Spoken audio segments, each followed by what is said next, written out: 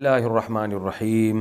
سورہ کہف کا رکوع نمبر 9 اور 15ویں پارے کا رکوع نمبر 21 انشاءاللہ آج میں شروع کروں گا۔ حسب معمول اس کا مختصر لفظی ترجمہ مختصر گرامر کے ساتھ، پھر انشاءاللہ اس کی تفسیر۔ اعوذ باللہ من الشیطان الرجیم، بسم اللہ الرحمن الرحیم۔ وَإِذْ قَالَ مُوسَىٰ لِفَتَاهُ، اور اس وقت کو یاد کرو جب موسیٰ نے کہا لِفَتَاهُ، لی کا معنی لیے، فتح نوجوان، ہو موسیٰ کا نوجوان۔ نوجوان جو ہے نا غلام اور خادم کو بھی کہتے ہیں۔ آج بھی کوئی خادم ہوتا ہے اس کو کہتے ہیں نا جوان کیا کر رہا ہے بھائی تو، کیونکہ خادم عام طور پہ نوجوان ہی ہوتے ہیں، تو ویسے فتح عربی میں جوان لڑکے کو کہتے ہیں، فتیان اس کی جمع آتی ہے، لیکن اس کا اطلاق خادم پر بھی ہوتا ہے۔ وَإِذْ قَالَ مُوسَىٰ لِفَتَاهُ، اور اس وقت کو یاد کرو جب موسیٰ نے اپنے خادم سے کہا لا ابرحو۔ لا ابرحو کا مطلب پہلے بھی بتا چکا ہوں، اس کا مطلب ہوتا ہے کنٹینیو کسی کام میں لگے رہنا۔ لا یزالو کا بھی یہی معنی ہے، لا یبرحو کا بھی یہی معنی ہے۔ ابرحو کا معنی میں کنٹینیو کسی کام میں لگا رہوں گا، تو لا ابرحو میں کنٹینیو اس کام میں لگا رہوں گا۔ وہ کیا ہے؟ حتی ابلغ مجمع البحرین، یہاں تک کہ میں پہنچ جاؤں، یعنی لا ابرحو امشی، یہاں امشی محذوف ہے کہ میں مسلسل چلتا رہوں گا۔ حتی ابلغ، یہاں تک کہ میں پہنچ جاؤں، بلغ یبلغ بلوغاً پہنچنا۔ مجمع البحرین، بحر کہتے ہیں سمندر کو، بحرین دو سمندر، مجمع جمع ہونے کی جگہ، یہاں تک کہ میں دو سمندروں کے جمع ہونے کی جگہ پہنچ جاؤں۔ مجمع البحرین یعنی دو سمندر جہاں مل رہے ہیں آپس میں۔ او امضیہ، یا میں چلتا رہوں گا، مضا یمضی کا معنی جاری رہنا، میں اس کام میں جاری رہوں گا، حقوبہ طویل مدت، حقوب کہتے ہیں بہت طویل مدت کو، احقاب اس کی جمع آتی ہے، سورہ نبا میں بھی ہے نا کہ لابثین فیہا احقابا، یہ جہنم میں رہیں گے بہت طویل مدت۔ تو اب دوبارہ ترجمہ کر دیتا ہوں۔ وَإِذْ قَالَ مُوسَىٰ لِفَتَاهُ، اور اس وقت کو یاد کرو جب موسیٰ نے اپنے خادم سے کہا لا ابرحو، میں مسلسل چلتا رہوں گا، حتی ابلغ مجمع البحرین، یہاں تک کہ میں دو سمندروں کے ملنے کی جگہ کو پہنچ جاؤں، او امضی حقوبہ، یا میں ہمیشہ یعنی بہت طویل عرصے چلتا رہوں میں۔ تو جب تک وہ دو سمندروں کے جمع ہونے کی جگہ نہیں آئے گی تو میں پھر چلتا ہی رہوں گا۔ فلما بلغا، جب یہ دونوں، بلغا ضربا کی طرح، ضربا کا معنی اس نے مارا، ضربا ان دونوں نے مارا، تو بلغا پہنچا وہ، بلغا دونوں پہنچے۔ فلما بلغا، جب یہ دونوں یعنی موسیٰ اور ان کے خادم پہنچے، مجمع بینہما، بینہما ان دونوں سمندروں کے بیچ کے جمع ہونے کی جگہ، لفظی ترجمہ یہ ہوگا، حاصل ترجمہ کیا ہوگا کہ ان دونوں سمندروں کے جمع ہونے کی جگہ جب یہ پہنچے، نسیا حوتہما، تو یہ دونوں اپنی مچھلی کو بھول گئے۔ حوت مچھلی کو کہتے ہیں، سمک بھی مچھلی کو کہتے ہیں عربی میں۔ حوتہما، یہ دونوں اپنی مچھلی کو بھول گئے۔ فاتخذ سبیلہ، اس مچھلی نے ٹھہرا لیا، سبیلہ اپنا راستہ، فی البحر سمندر میں، سربا، سربا کے دو معنی ہیں، ایک سرب کہتے ہیں سرنگ کو، تو اس کا پھر مطلب کیا ہوگا کہ مچھلی نے ٹھہرا لیا اپنا راستہ سمندر میں سرنگ بنا کے، یعنی سمندر میں ایک سرنگ بنی اور اس میں مچھلی گھس گئی۔ اور سربا کا ایک معنی ہوتا ہے چلنا بھی، سارب من نہار، قرآن میں دوسرے مقام پر آتا ہے کہ جو بھی دن میں چل رہے ہیں اور جو رات میں تم کچھ کر رہے ہو تو سب کو اللہ دیکھ رہا ہے۔ تو سربا کا معنی ہوتا ہے، یہ مصدر ہے، اس سے پہلے سربا کا لفظ محذوف ہے، سربا سربن۔ فاتخذ سبیلہ فی البحر، تو مچھلی نے ٹھہرا لیا سمندر میں اپنا راستہ، سربا چلتے ہوئے۔ تو اس کا آسان ترجمہ با محاورہ ترجمہ یہ ہوگا مچھلی سمندر میں چل نکلی، یہ ایک آسان ترجمہ ہوگا اس کا۔ فلما جاوزا، پس جب جاوزا دونوں نے تجاوز کیا، جاوزا یجاوز مجاوزتاً، تجاوز کرنا کہتے ہیں نا، ناجائز تجاوزات لکھا ہوتا ہے نا۔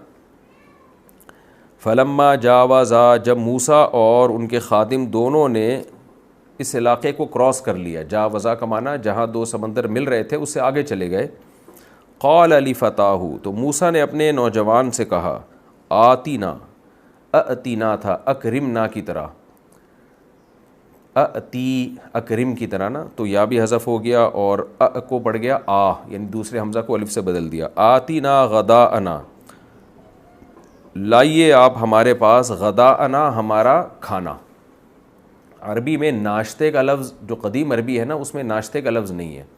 اس کی وجہ یہ ہے کہ عرب یہ ناشتے کے لفظ سے مانوس ہی نہیں تھے. یہ ناشتہ ہوتا کیا ہے؟ 2 ٹائم کا کھانا کھایا جاتا تھا. اور عرب کیا ہندوستان میں انگریز کے آنے سے پہلے بھی ہم نے اپنے بڑوں سے سنا ہے کہ پورے بر صغیر میں ناشتہ نہیں تھا. دوپہر کا کھانا ہوتا تھا اور رات کا کھانا ہوتا تھا. تو یہ ناشتہ جو متعارف کروایا ہے یہ انگریزوں نے کروایا ہے, بریک فاسٹ جسے کہتے ہیں. اور پھر عربی میں بھی وہ عربوں میں بھی آ گیا تو اس کو فطور کہا جانے لگا, اور اردو میں آ گیا تو ناشتہ کہا جانے لگا.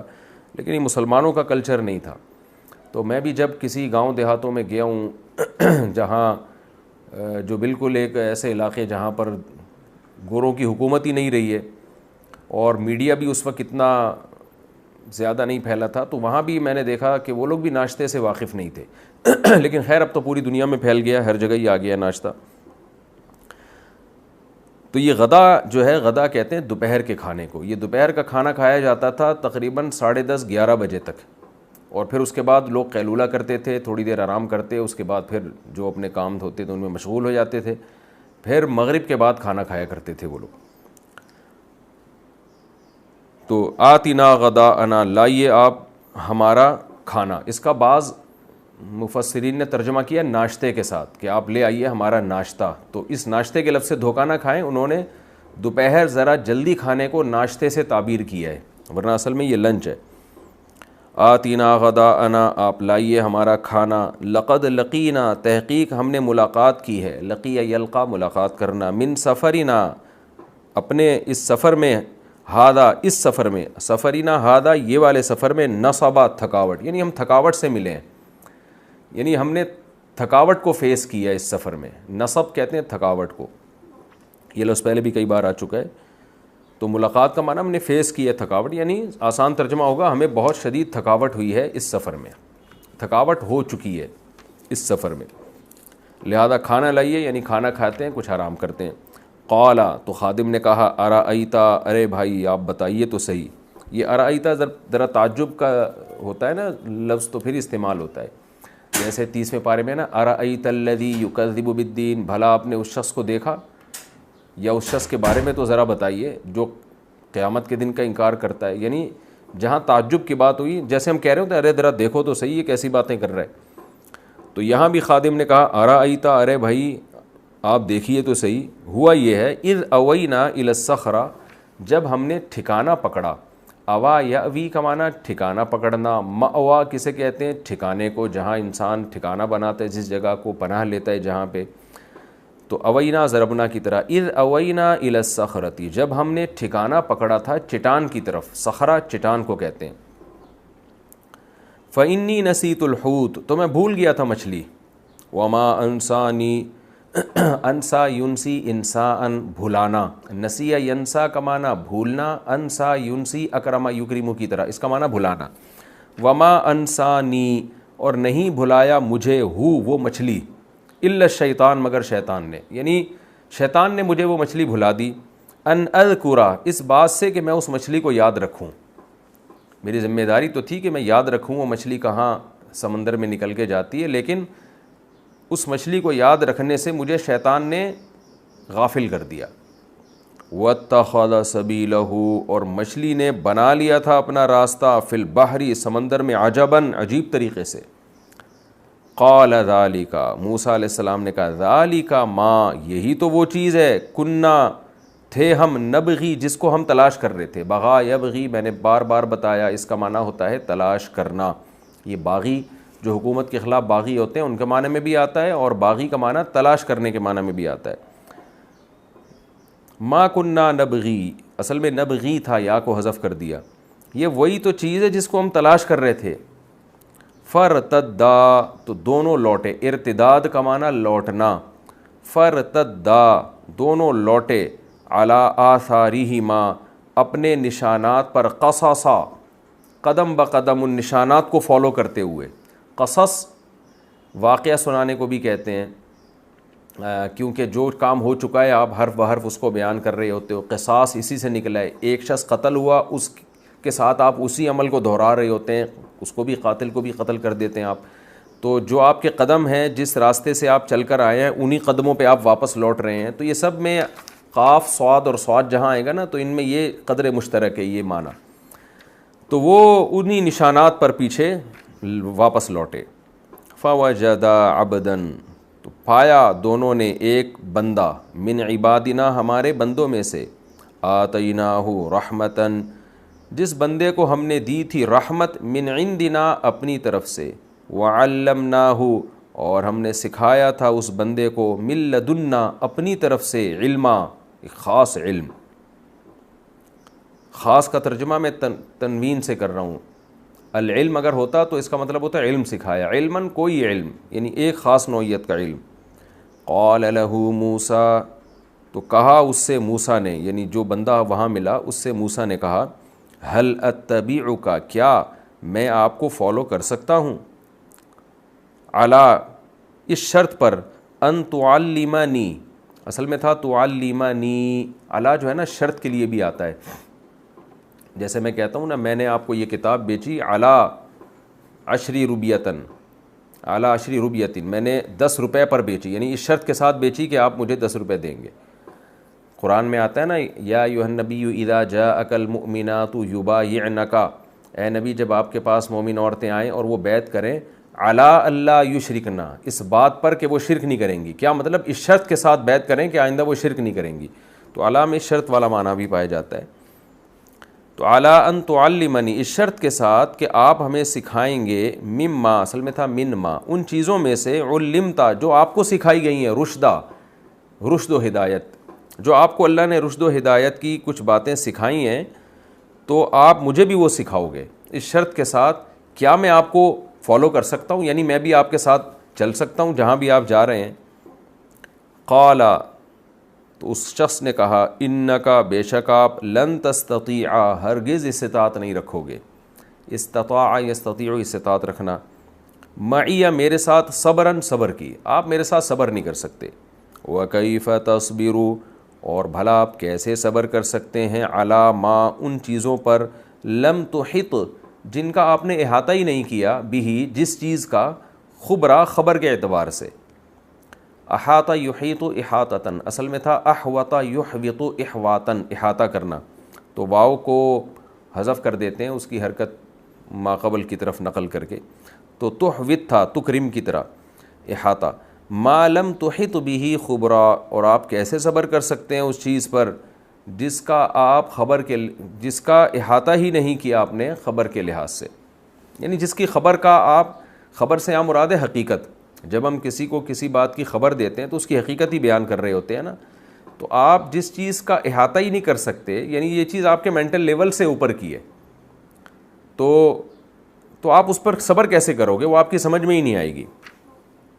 قال، موسیٰ علیہ السلام نے فرمایا، ستجدونی، ان قریب آپ پائیں گے مجھے، انشاء اللہ اگر اللہ نے چاہا، صابراً صبر کرنے والا، ولا اعصی لک امرا، اور میں نہیں نافرمانی کروں گا آپ کی، امراً کسی بھی معاملے میں.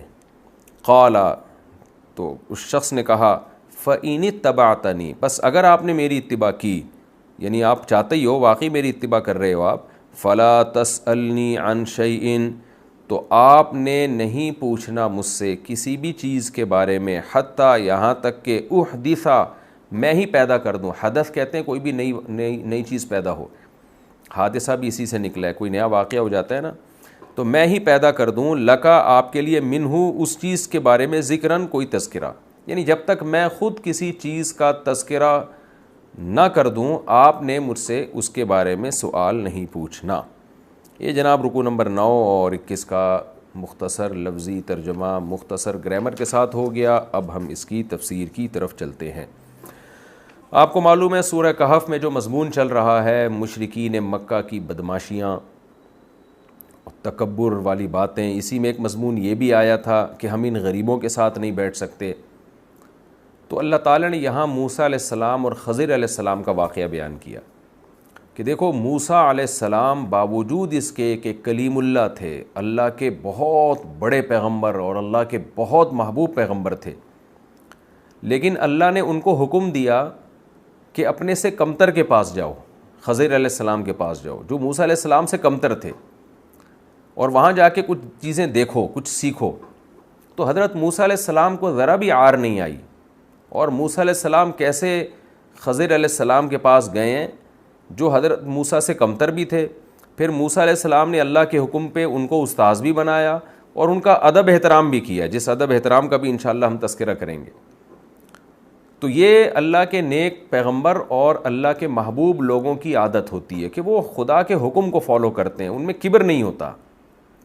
دوسری بات یہ کہ اس رکوع کا جو شان نزول ہے اس سے بھی یہ مضمون اور زیادہ واضح ہوتا ہے۔ صحیح بخاری میں اس رکوع کا شان نزول بیان کیا گیا ہے، یعنی اس کا شان نزول تو نہیں کہہ سکتے، ڈیٹیل بیان کی گئی ہے کہ موسیٰ علیہ السلام وعظ کر رہے تھے بنی اسرائیل میں، تو بنی اسرائیل میں کسی شخص نے پوچھا کہ اے موسیٰ، اس وقت زمین میں سب سے بڑا عالم کون ہے؟ اس وقت دنیا میں سب سے بڑا عالم کون ہے؟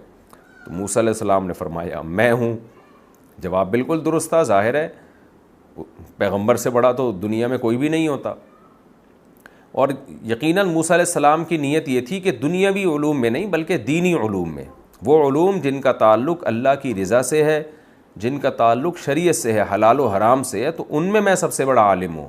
مقصد یہ نہیں تھا کہ ہر علم میں سب سے بڑا عالم ہوں، لیکن چونکہ الفاظ عام تھے، الفاظ میں ایسی کوئی صراحت نہیں تھی کہ میں دینی علوم میں تو میں سب سے بڑا عالم ہوں، باقی علوم میں ہو سکتا ہے کوئی دوسرا ہو۔ الفاظ موسیٰ علیہ السلام کے ایسے تھے جس سے یہ لگ رہا تھا کہ ہر علم میں آپ سب سے آگے ہیں۔ تو اللہ تعالیٰ نے چاہا کہ موسیٰ علیہ السلام کو تنبیہ کی جائے کہ آپ ایسے الفاظ استعمال نہ کریں جس سے یہ جھلکتا ہو، جو خلاف واقع ہو، کہ ہر علم میں اللہ نے آپ کو سب سے زیادہ کمال دیا ہے۔ ایسا دنیا میں کوئی بھی نہیں ہوتا کہ سب چیزیں ہی اس کو سب سے زیادہ معلوم ہو۔ کچھ چیزیں کسی کو اللہ نے دی ہیں، کچھ کسی کو دی ہیں، کچھ کسی کو دی ہیں۔ ہاں یہ بات ضرور ہے کہ دین کے علم کی ویلیو اللہ کی نظر میں سب سے زیادہ ہے، لہذا وہ اللہ اپنے محبوب بندوں کو دیتا ہے۔ جو چیز سب سے قیمتی ہوتی ہے، سب سے محبوب لوگوں کو وہ دی جاتی ہے۔ تو موسیٰ علیہ السلام اس وقت روئے زمین پر اللہ کو سب سے زیادہ محبوب تھے، لہذا اللہ نے دین کا علم حضرت موسیٰ کو سب سے زیادہ دیا تھا۔ تو جواب یہ ہونا چاہیے تھا کہ دین کے علم کے معاملے میں سب سے زیادہ ہوں، اور باقی ہو سکتا ہے کوئی دوسرا علم اللہ نے کسی کو مجھ سے زیادہ دے دیا ہو۔ تو ایک تو یہ تنبیہ اللہ نے کرنی تھی۔ اب تنبیہ کے دو طریقے ہوتے ہیں، ایک بتا دیا جائے، ایک ہوتا ہے کوئی ایسا عمل کروایا جائے جس سے زیادہ اچھی طرح سے تنبیہ ہو۔ تو اللہ تعالیٰ نے موسیٰ علیہ السلام کو خضر علیہ السلام کے پاس بھیج دیا اور بتایا کہ بہت سے علوم دنیا میں ایسے بھی ہیں جو اللہ دوسروں کو دیتا ہے، وہ آپ کے پاس نہیں ہے، بلکہ آپ کو تو وہ سمجھ میں ہی نہیں آئیں گے، آپ تو ان پہ اعتراضات کرنا شروع کر دیں گے، تو آپ اس کی ماہیت اور حقیقت تک پہنچ ہی نہیں سکتے۔ تو ایک تو تنبیہ یہ تھی۔ دوسرا اس میں یہ بھی تنبیہ تھی کہ علم کو اللہ کی طرف پھیرنا چاہیے۔ جب بھی کوئی آپ سے پوچھتا ہے کہ سب سے بڑا عالم کون ہے، تو اگرچہ پوچھنے والے کا مقصد یہ تھا کہ آپ ہیں یا نہیں ہیں، لیکن کیونکہ الفاظ تھوڑے سے نامناسب ہیں، الفاظ ایسے ہیں کہ آپ یوں کہہ دیتے کہ اللہ سب سے بڑا عالم ہے، اس کے بعد اللہ نے مجھے بہت بڑا عالم بنایا یا اللہ نے مجھے علم دیا ہے۔ تو چونکہ جو بڑے لوگ ہوتے ہیں نا، ان کی معمولی سی غلطی بھی بڑی غلطی سمجھی جاتی ہے۔ عام آدمی کے لیے تو یہ اتنی بڑی غلطی نہیں، لیکن موسیٰ علیہ السلام کا تو بڑا مقام تھا، پھر قوم کو کے مربی بھی تھے، یہی چیز پھر قوم بھی سیکھے گی۔ تو اس لیے موسیٰ علیہ السلام کو اللہ تعالیٰ نے اس چھوٹی سی بات پہ، جو ہمارے لیے چھوٹی ہے لیکن اللہ کے لیے بڑی تھی، موسیٰ علیہ السلام کو اللہ تعالیٰ نے تنبیہ کی۔ تو اس میں بھی تکبر کی نفی ہے کہ جب پیغمبر جو ہے دل میں یقیناً کبر نہیں ہوتا، کیونکہ پیغمبر کبیرہ صغیرہ گناہوں سے پاک ہوتے ہیں، اور تکبر کا دل میں ہونا یہ کبیرہ گناہ ہے، تو پیغمبروں کے دل میں کبر ہو ہی نہیں سکتا۔ حدیث میں آتا ہے جس کے دل میں ذرہ برابر بھی تکبر ہوا، لا يدخل الجنہ من کان فی قلبہ مثقال حبۃ من خردل من کبر، ذرہ برابر بھی تکبر ہوا وہ جنت میں داخل نہیں ہو سکتا۔ تو اس سے صاف پتہ چلتا ہے کہ پیغمبروں کے دل میں ذرہ برابر بھی کبر نہیں ہو سکتا، کیونکہ وہ تو جنتی ہیں۔ تو جب دل میں کبر نہیں ہے، صرف زبان سے متکبرانہ الفاظ کہیں ہیں، وہ اللہ کو پسند نہیں ہے، تو مشرکین مکہ کے تو دل میں بھی کبر تھا اور زبان سے بھی بڑی بڑی باتیں کیا کرتے تھے، تو ان کو اللہ کیسے چھوڑ دے گا؟ تو اس رکوع کا پچھلے مضمون سے یہ ایک ربط ہے۔ اور پھر یہ رکوع نبی صلی اللہ علیہ وسلم کی نبوت کی بھی دلیل ہے کہ جو واقعات اہل کتاب جانتے تھے، نبی صلی اللہ علیہ وسلم نے نہ وہ پڑھے نہ وہ سنے، مگر قرآن نے آپ کو وحی کے ذریعے بتائے، اور آپ نے اس کو بہت ہی بہترین انداز میں لوگوں کے سامنے پیش کی۔ اور بھی اس میں بہت سارے اسباق ہیں جو انشاءاللہ ہم اس واقعے کو مکمل ہونے کے بعد انشاءاللہ ہم وہ پڑھیں گے۔ اب ہم آگے رکوع کی طرف چلتے ہیں۔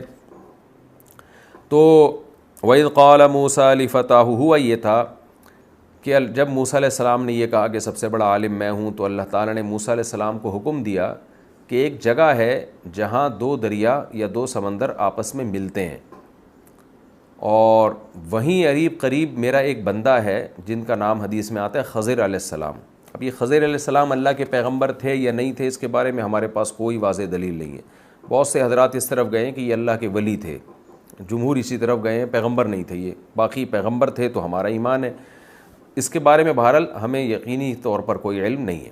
یہ بات تو اجماع سے ثابت ہے کہ اگر پیغمبر بھی تھے تو حضرت موسیٰ سے ان کا درجہ بلند نہیں تھا، کیونکہ حضرت موسیٰ کی شان جس اہتمام سے قرآن نے بیان کی ہے، وہ اس اہتمام سے اللہ نے کسی دوسرے پیغمبر کو، یعنی خضر علیہ السلام کو اس اہتمام سے اللہ نے بیان نہیں کیا، اور کلیم اللہ بنایا، ظاہر ہے۔ تو موسیٰ علیہ السلام کے شاگرد تھے یوشع علیہ السلام، یہ بھی صحیح بخاری میں، اور ان کو نبوت بھی ملی، موسیٰ علیہ السلام کے جانے کے بعد یہ نبی بھی بنے۔ یہ حضرت موسیٰ علیہ السلام کے بہت بڑے خادم تھے، اور ہر وقت حضرت موسیٰ علیہ السلام کے ساتھ ان کی خدمت میں رہا کرتے تھے اور ان سے سیکھا کرتے تھے۔ تو نوجوان تھے، ظاہر ہے نوجوان شخص خدمت زیادہ اچھی کر سکتا ہے۔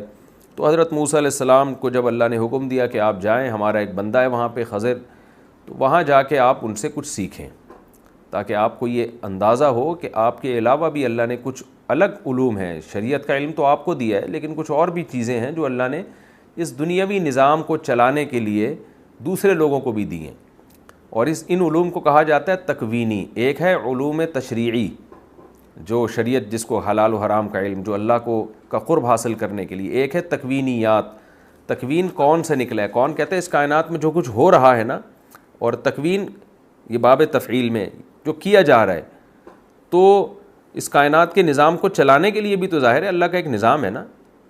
لوگ مر رہے ہیں، پیدا ہو رہے ہیں، کوئی بیمار ہو رہا ہے، اب ان چیزوں کا شریعت سے تعلق نہیں ہے۔ نیک لوگ بھی بیمار ہوتے ہیں، نیک لوگ بھی مرتے ہیں، وبائیں آتی ہیں تو اچھے برے سارے ہی مرتے ہیں اس میں۔ یہ تکوینی نظام ہے، یہ اللہ کا نظام ہے، اسی طرح کائنات چلے گی۔ آبادی کو کنٹرول کرنے کے لیے بہت سارے حادثات آنا شروع ہو جاتے ہیں اللہ کی طرف سے، جنگلوں کی حیات کو کنٹرول کرنے کے لیے بہت کچھ ہونے لگتا ہے، تو انسانوں کی آبادی ہو، جانوروں کی آبادی ہو، اور ایک پورا ایک نظام چل رہا ہے اللہ تعالیٰ کے اس کائنات کو چلانے کے لیے، جس کا حلال و حرام سے کوئی تعلق نہیں ہے، نہ کافر اور مسلم سے اس کا تعلق ہے۔ تو ایسے تکوینی امور اللہ تعالیٰ نے اس کے اسباب پیدا کیے ہیں، اور یہ تکوینی کام اللہ فرشتوں سے بھی لیتے ہیں، اور بعض دفعہ یہ تکوینی کام اللہ انسانوں سے بھی لے لیتے ہیں۔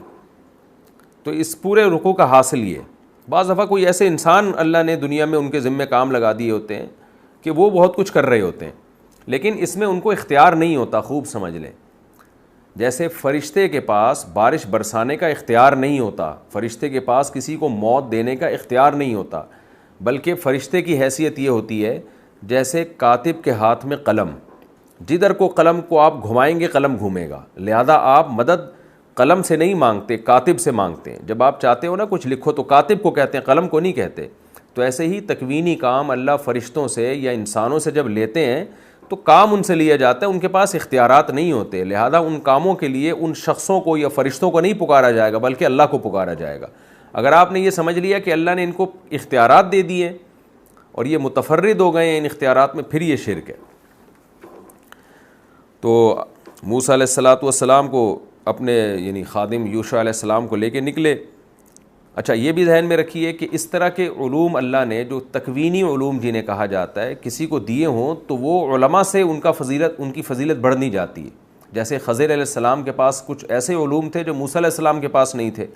وہ علوم کیا تھے کہ اللہ وحی کے ذریعے بہت سی چیزیں الہام کے ذریعے ان کو بتا دیا کرتا تھا، تو لیکن اس سے ان کا درجہ حضرت موسیٰ سے نہیں بڑھ گیا، کیونکہ شریعت میں جو دین کا علم ہے نا، اس کی بیس پہ جو فضیلت حاصل ہوتی ہے وہ کسی اور علم کی بیس پہ نہیں ہوتی۔ اس لیے انبیاء اور علماء کا مقام اللہ تعالیٰ نے بہرحال زیادہ رکھا ہے۔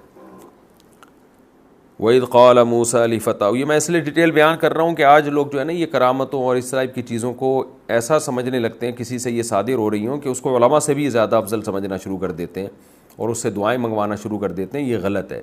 جو شریعت کا علم جانتے ہیں اور اس پر عمل کرتے ہیں، سب سے زیادہ مقام اللہ کی نظر میں ان لوگوں کا ہے۔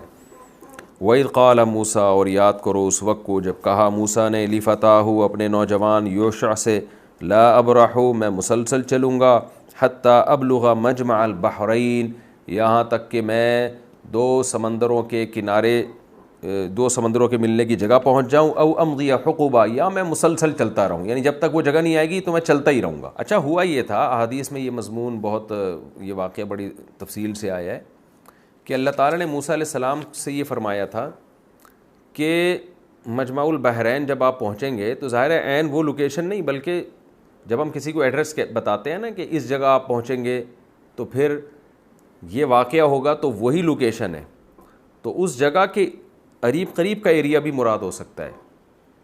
ہم ایڈریس بتا رہے ہوتے ہیں بھائی آپ صدر میں فلاں مقام پہنچ جاؤ تو وہاں پر آپ کو ایک فلاں شخص ملے گا، تو فلاں مقام کا مطلب یہ ہوتا ہے کہ لوکیشن یہ ہے، باقی اس کے ارد گرد۔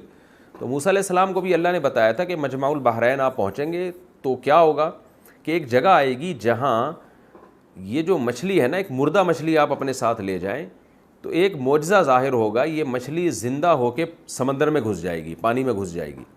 تو جہاں آپ یہ معجزہ دیکھیں نا، محیر العقل ایک واقعہ دیکھیں کہ جو مردہ مچھلی آپ اپنے ساتھ لے کر گئے تھے وہ زندہ ہو کے پانی میں گھس گئی، تو سمجھ لیں گے یہی وہ مقام ہے جہاں آپ کو میں نے بھیجا ہے۔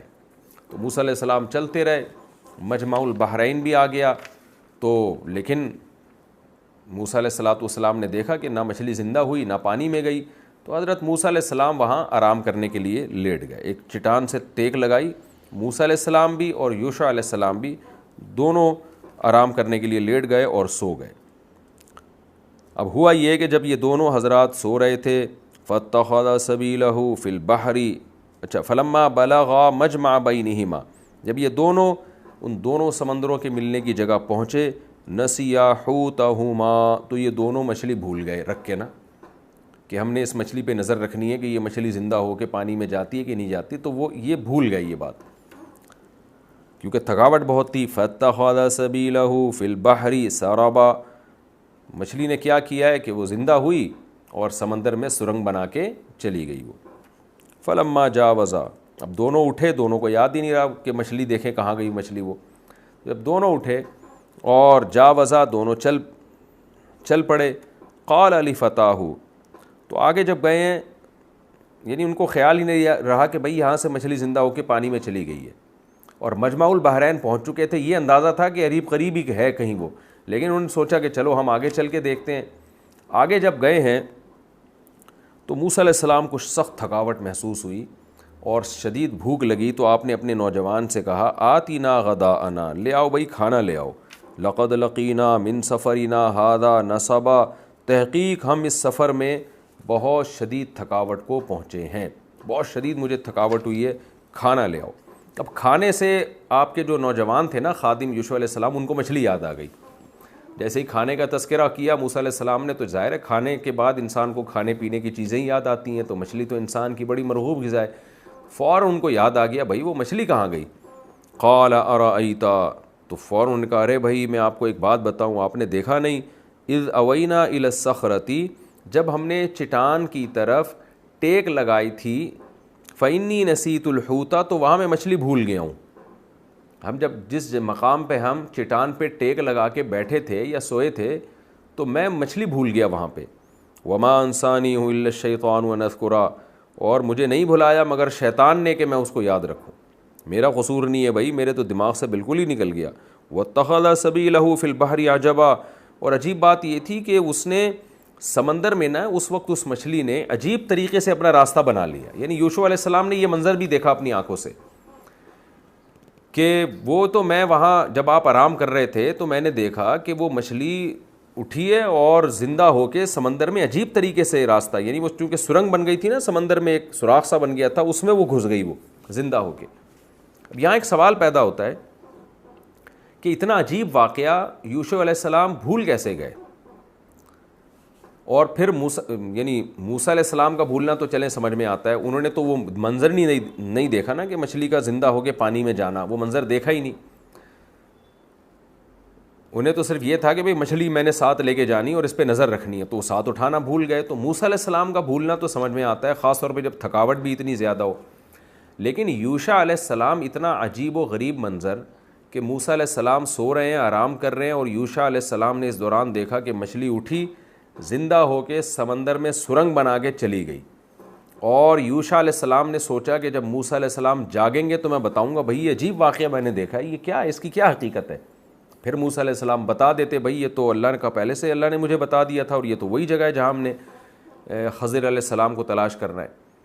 تو سوال یہی پیدا ہوتا ہے کہ یہ اتنا عجیب و غریب واقعہ یوشع علیہ السلام نے جب دیکھا اور انتظار کیا کہ موسیٰ علیہ السلام جاگیں گے تو میں ان کو بتاؤں گا، اور موسیٰ علیہ السلام جاگے اور یہ بتانا بھول گئے، تو یہ کیسی عجیب بات ہے. تو علماء نے اس کے دو جواب دیے ہیں. ایک یہ کہ جب انسان کو شدید ترین تھکاوٹ ہوتی ہے، بہت لمبا سفر ہوتا ہے، تو بعض دفعہ وہ اپنے مقصد کی طرف اتنی زیادہ نظر رکھتا ہے کہ یہ جزوی واقعات وہ بھول جاتا ہے اگرچہ وہ بہت ہی عجیب ہوں. تو یوشع علیہ السلام کو تو معلوم نہیں تھا نا کہ جس جگہ یہ مچھلی زندہ ہو کے سمندر میں جائے گی وہی جگہ ہے جہاں خضر علیہ السلام ہمیں ملیں گے. یہ بات تو موسیٰ علیہ السلام کو معلوم تھی. تو یوشع علیہ السلام نے تو بس یہ دیکھا کہ ایک عجیب واقعہ ہے، پھر سوچا کہ میں بعد میں بتا دوں گا. موسیٰ علیہ السلام کو بتانا بھول گئے، جب کھانے کا تذکرہ آیا تو یاد آیا. تو ایک وجہ تو یہ ہو سکتی ہے شدید تھکاوٹ، لیکن اس سے بھی زیادہ معقول وجہ یہ ہے کہ چونکہ وہ موسیٰ علیہ السلام کے اتنے معجزے دیکھ چکے تھے، لاٹھی کو بار بار سانپ بننا، پھر سمندر کا 2 ٹکڑے ہونا، پھر فرعون کا اس میں غرق ہونا، پھر مینڈکوں کا عذاب، اور کیا کچھ دیکھ چکے تھے وہ، جوؤں کا عذاب. تو ان کے لیے یہ بہت زیادہ اچنبھے کی بات نہیں تھی اس طرح کے معجزے ہونا. یہ تو ہمارے لیے ہے نا جس نے کبھی دیکھا نہ ہو. تو دن رات اتنی نشانی اللہ کی دیکھ چکے تھے، موسیٰ علیہ السلام کے معجزے دیکھ چکے تھے، تو تعجب تو ان کو ہوا کہ ایسا ہوتا نہیں ہے، لیکن یہ تعجب ان کے لیے اتنا زیادہ تعجب کی چیز نہیں تھی جتنا ہمارے لیے. تو تھکاوٹ اور یہ دونوں چیزیں مل کر ان کے ذہن سے اللہ نے نکال دیا. اور اصل بات یہ کہ یہ نکالا تو اللہ نے ذہن سے تھا ان کے. اللہ تعالیٰ حضرت موسیٰ کو تھوڑا سا اور زیادہ تھکانا چاہتے تھے، تھوڑا سا اور تھکیں. اس میں کیا حکمت تھی اور زیادہ تھکانے میں؟ اس میں یقیناً یہ حکمت ہو سکتی ہے کہ جب بہت زیادہ تھکاوٹ کے بعد انسان کو کوئی چیز ملتی ہے نا تو پھر بہت زیادہ قدر کرتا ہے اس کی. تو اللہ تعالیٰ کی حکمت تھی. تو لیکن یہ کہ اس کی نسبت شیطان کی طرف کی جاتی ہے. ہر ایسی چیز جو آپ کے لیے بظاہر نقصان کا سبب ہو اس کی نسبت شیطان ہی کی طرف کی جاتی ہے. ہر عمل کا خالق بہرحال اللہ تعالیٰ ہے، لیکن اللہ نے شیطان کو یہ کام کرنے دے دیا کہ بھئی تو ان کو بھلا رہا ہے تو بھلانے دے، کیونکہ شیطان اپنے لحاظ سے کام کر رہا ہے، لیکن اس میں مصلحت، بہت بڑی مصلحت یہ تھی کہ اللہ تعالیٰ کی بھی جو حکمت تھی وہ حکمت بھی حاصل ہو رہی تھی. وہ حکمت تھی حضرت موسیٰ کو اور ان کے خادم کو اور زیادہ تھکانا. تو جب انہوں نے بتایا یوشع علیہ السلام نے، بھائی وہ تو سمندر میں عجیب طریقے سے راستہ بنا کے چلی گئی. اور موسیٰ علیہ السلام نے فرمایا ذالک ما کنا نبغی، ارے بھائی یہی جگہ تو ہم تلاش کر رہے تھے.